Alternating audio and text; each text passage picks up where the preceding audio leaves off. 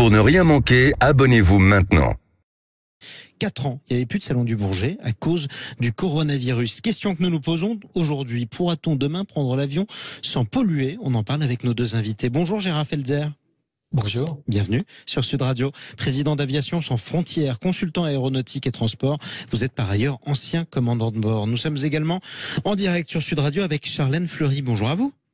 Bonjour. Et bienvenue également sur Sud Radio, coordinatrice du réseau Restez sur Terre. Alors, vous appelez pas à la fin de l'avion, mais vous appelez à ce qu'on prenne beaucoup moins l'avion. On est d'accord ?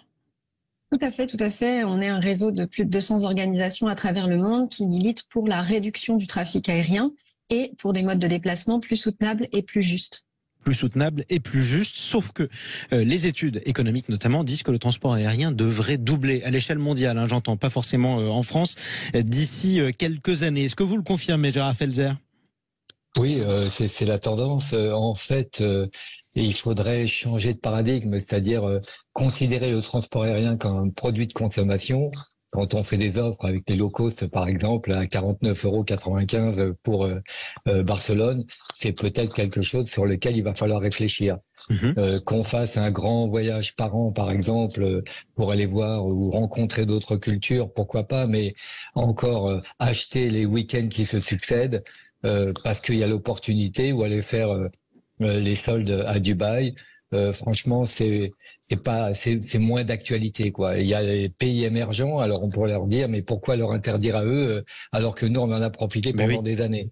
Donc c'est vrai que le continent africain, par exemple, que je connais bien, voilà, il va falloir expliquer. Alors, il va falloir passer par des décisions politiques, et c'est pas une décision franco-française, c'est une décision et des applications internationales. Mais quelle décision, par exemple? Si je vous écoute, vous dites 49 € pour aller à Barcelone un week-end, il faudra que ça s'arrête. En gros, il faut faire quoi?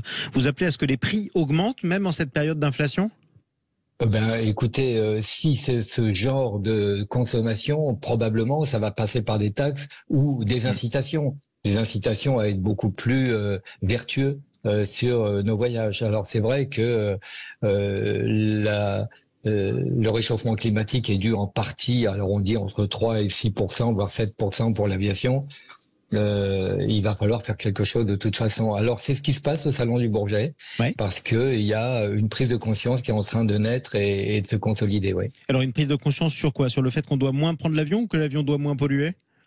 Sur le fait que l'avion est responsable du réchauffement climatique en partie, et que il va falloir changer de paradigme. Alors ça va passer par des ruptures. Alors, une rupture technologique évidente, c'est les nouvelles technologies, on pourra en parler, celles qui sont présentées au salon. La dernière rupture technologique, c'est le Concorde. C'était pour la vitesse. Donc aujourd'hui, la rupture, c'est l'avion électrique. Et puis, une rupture sociétale, c'est-à-dire ce que je disais, se déplacer moins ou alors voyages, voilà.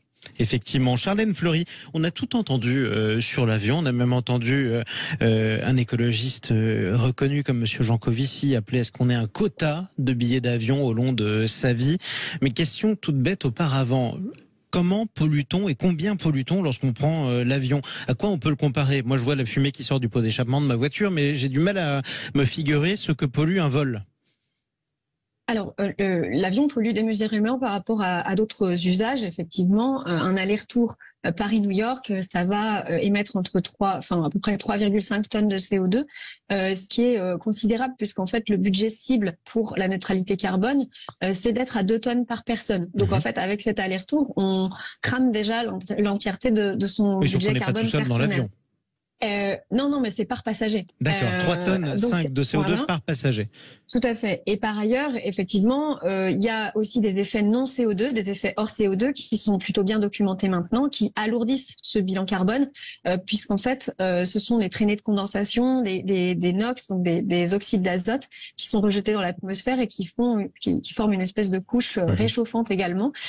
C'est une couche qui est moins grave que le CO2 entre guillemets, puisqu'elle va durer moins longtemps dans l'atmosphère. Donc, en réduisant le trafic aérien, on se prémunit de ces effets-là.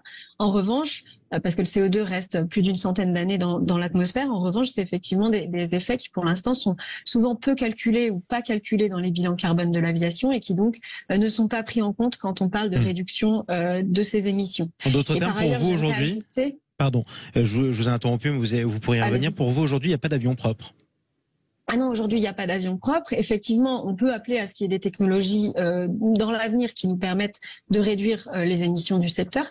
Mais ce que j'aimerais rappeler, c'est qu'en fait, le problème, c'est que ce qui détermine la température qu'il va faire en 2050, ce sont les émissions cumulées. Donc, ce sont les émissions qu'on émet dès maintenant dans les 30 prochaines années. Et donc, quand on nous parle d'un avion à hydrogène en 2035 ou d'incorporer beaucoup de sustainable aviation fuels, comme on les appelle, donc des carburants d'aviation durable, progressivement, eh bien en fait on ne résout pas la question fondamentale qui est de réduire les émissions dès maintenant. Tout à fait. Ça arrive beaucoup trop tard et ça n'est pas suffisamment efficace. Sauf qu'on est sur Sud Radio. Alors Sud Radio est sur toute la France, mais aussi du côté de Toulouse ou alors du côté de Mérignac, pas très loin de Bordeaux. Beaucoup d'auditeurs sont passionnés par les avions. Ça fait rêver. Vous-même, Gérard Felzer, vous êtes un ancien pilote de ligne. Ça fait toujours rêver un avion. On y a du mal. Imaginez s'en passer. Alors c'est vrai que je suis un peu schizophrène parce que 20 000 heures de vol, j'ai calculé, ça fait 160 millions de litres de pétrole à moi tout seul. Donc on se récupère comme on peut. C'est vrai que passer par l'interdiction, c'est quelque chose qui est assez difficile. De faire aussi une distinction sur l'accès au transport aérien, c'est une problématique beaucoup plus politique et là-dessus, il va falloir trouver des solutions collectives. L'OACI, l'Organisation civile internationale à Montréal, c'est son rôle. C'est son rôle de réguler en disant, écoutez, on peut pas continuer sur la même trajectoire. Par exemple, moi je vous donne un exemple, j'ai milité très longtemps contre l'emport carburant. C'est quoi? L'emport carburant, ça veut dire que vous achetez votre pétrole là où il est le moins cher. Vous faites un Paris-Los Angeles, vous payez le pétrole en dollars, donc vous pouvez prendre 20 tonnes de plus que ce que vous avez besoin. Sauf que cette surcharge, ça fait surconsommer. Donc sur les 20 tonnes, il va vous en rester que 10 tonnes à l'arrivée. Le reste, c'est la nature qui paye, ça c'est dispensé.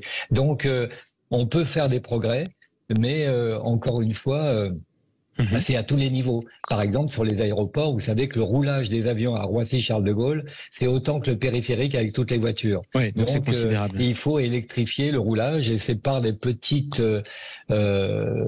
solutions ajoutées les unes aux autres qu'on arrivera à faire baisser cet avion. Oui, c'est vrai que c'est tard, mais mieux vaut tard que jamais. Et en un mot, peut-être pour conclure, pardonnez-moi, Gérard Felzer, parce qu'on est rattrapé par l'actualité qui se déroule en ce moment sous nos yeux du côté de la Russie.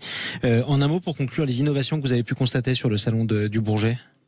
Eh bien, c'est comme pour les voitures. On a commencé par l'hybride, avec fabriquer et emporter surtout de l'hydrogène qui fabrique de l'électricité avec à la clé les piles à combustible, c'est des choses qu'on voit sur le salon. Et il y a des avions qui vont arriver bien avant 2035, des petits avions, des commuters qui feront pas zéro émission parce que on fabrique et que ça pollue, mais c'est utile. Et puis je rappellerai simplement que l'Aviation sans frontières, elle intervient sur des populations qui sont extrêmement en danger, notamment chez le professeur Mukwege qui répare les femmes. Il y a une femme violée toutes les secondes en ce moment, et si on n'avait pas l'avion pour aller les secourir, les soigner, amener des rétrovirus, on n'aurait rien. Donc il y a quelquefois l'aviation peut être utile et pas remis en cause. Quelquefois, elle peut être utile et pas remise en cause. Reprenons d'autres exemples. On a beaucoup de Français qui nous écoutent, Charlène Fleury, qui ont besoin d'aller voir leur famille de temps en temps chez eux à l'autre bout du monde, en Nouvelle-Calédonie, à la Réunion ou à la Martinique. Quelles solutions ils auraient s'ils suivaient vos conseils ?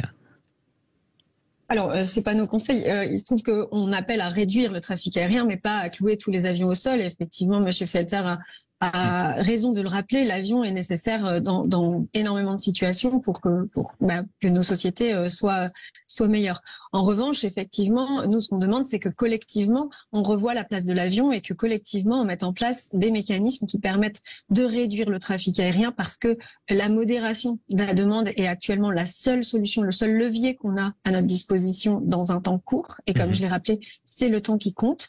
Et du coup, on appelle à ce que, par exemple, le kérosène soit taxé, qu'il y ait un plafonnement sur les aéroports français, qu'il y ait éventuellement des taxations également en fonction du nombre de voyages, pour que justement l'avion puisse être accessible à tous et toutes quand même, mais que à partir du deuxième voyage, eh bien, on soit plus lourdement taxé parce que, effectivement, on fait plus de voyages. Et puis voilà, ce sont des mécanismes comme ça qu'il faudrait absolument mettre en place dès maintenant. Et ça peut se faire au niveau. Ça peut se faire au niveau individuel ou alors au niveau collectif. J'imagine que c'est ce que vous étiez en train de dire parce qu'on a perdu la liaison au moment où vous exprimiez, ma chère Charline Fleury. On va essayer de vous retrouver en attendant. Un mot d'optimisme pour conclure, malgré tout, Gérard Felzer, ou pas? Oui, quand même, je pense que la prise de conscience, il n'y a pas un seul stand, en tous les cas au Bourget, où on ne parle pas de développement durable. Alors des fois, il y a du greenwashing, c'est vrai, mais il y a beaucoup de progrès qui sont faits, beaucoup d'investissements. Ce sont des milliards d'investissements pour rendre le transport aérien plus propre qu'il n'est aujourd'hui. Moi, quand j'étais sur 747, je disais à mes passagers, vous voyez, on bouffe 6 litres au 100 par passager, c'est super. Aujourd'hui, quand je suis arrivé sur Airbus, on en grillait que 3, donc on a gagné quand même la moitié en 20 ans. Merci beaucoup, en tout cas tous les deux, d'être intervenus sur Sud Radio. Charline Fleury pour le réseau Restez sur Terre et Gérard Felzer, président d'Aviation sans frontières. Vous